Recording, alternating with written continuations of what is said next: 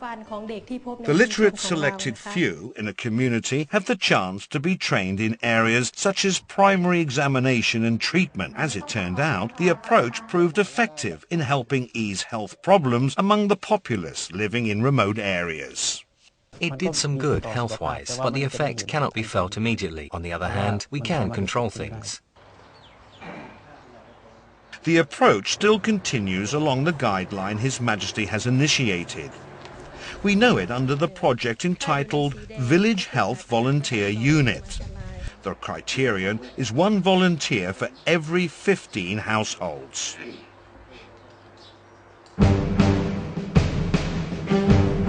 In the beginning, we needed iron lungs. Just imagine, the things had to be imported. We did not know how to invent one. As it was an emergency case, His Majesty graciously allotted an amount from his personal fund for the purchase of such iron lungs or other respiratory equipment of the kind to be primarily installed at Silirat Hospital. It was hydrotherapy. We had to rely on pumping machine to revive different parts of the body muscles in the limbs. A forceful stream of water was directed right at these muscles.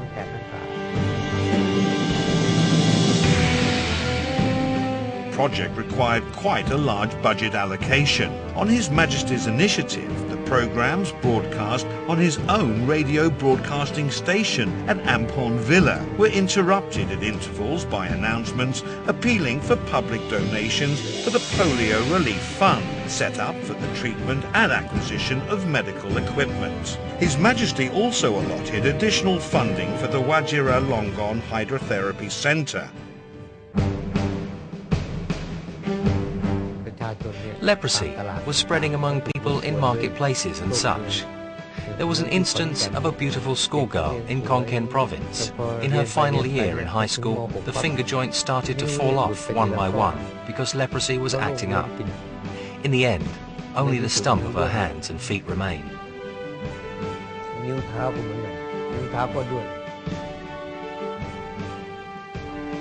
The Director General of the Department of Health at the time briefed His Majesty on a 12-year leprosy eradication campaign. His Majesty inquired if the campaign could be accelerated. The answer was positive, but only after a research institute had been established, training courses set up for the officials and staff concerned, and research on leprosy conducted. With the support from both Germany and Japan then, the project could be completed within 8 years.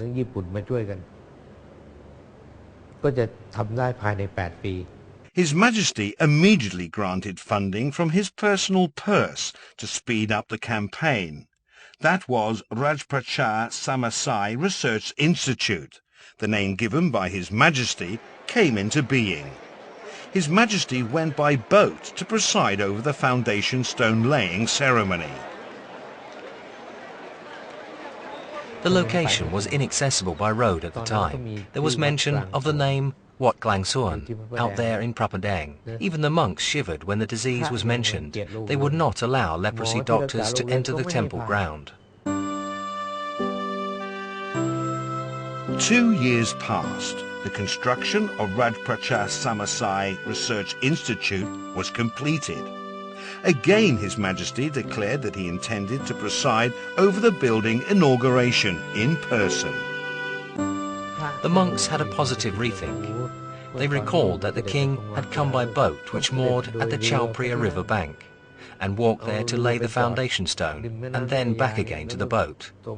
Now that the institute was ready for the inauguration by His Majesty, the monks joined efforts to build a road and invited His Majesty to use it as well as to graciously inaugurate it. Finding out that His Majesty was going to attend the ceremony in person, doctors could not help being concerned for his health. They were afraid he might catch the infection through the presence of leprosy patients in attendance at the institute. You might want to ask if His Majesty was put off by the lepers' presence, with their rough skin, physical disfigurement and such. All I want to say is, if His Majesty had minded, he would not have come.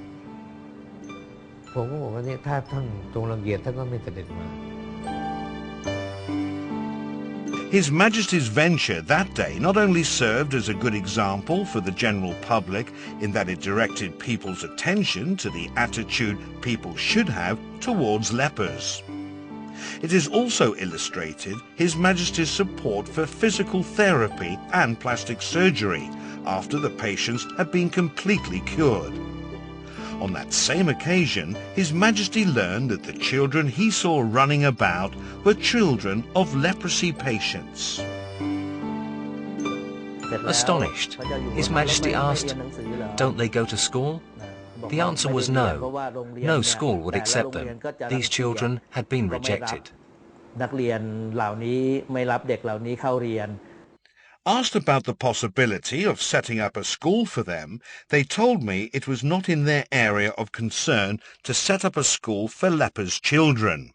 The matter should be handled by the Ministry of Public Health. Needless to say, it was an instance of endlessly shifting responsibility onto others.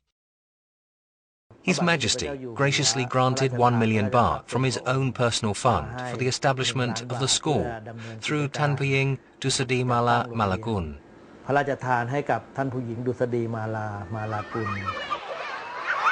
In the end, I myself had to assume the role of a flea, without which what should be done would not be done.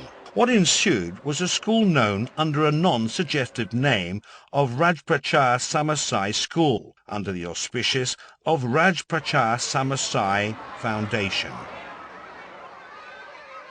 His Majesty was later recognized by the World Health Organization, WHO, for having enabled Thailand to effectively and successfully put leprosy under control.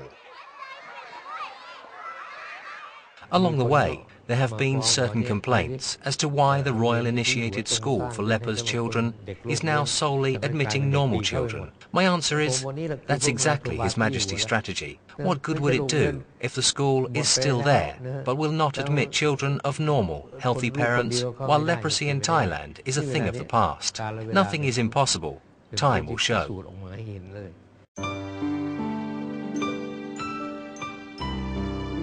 Her Majesty the Queen once wrote that originally His Majesty had consented to ascend the throne on an interim basis only, to make sure that the funeral rites for the late King Ananda Mahadon were carried out with due pomp and circumstance. But as it happened, it was the people's love and loyalty that had restrained His Majesty from leaving.